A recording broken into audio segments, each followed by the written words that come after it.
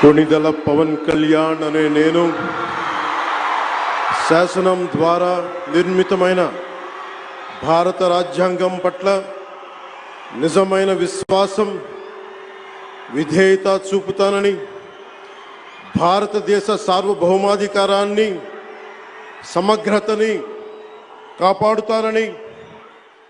ఆంధ్రప్రదేశ్ రాష్ట్ర మంత్రిగా నా కర్తవ్యాలను శ్రద్ధతో అంతఃకరణ శుద్ధితో నిర్వహిస్తానని, భయం గాని పక్షపాతం గాని రాగద్వేషాలు గాని లేకుండా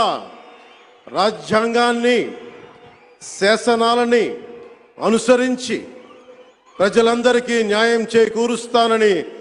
దైవ సాక్షిగా ప్రమాణం చేస్తున్నాను. నేను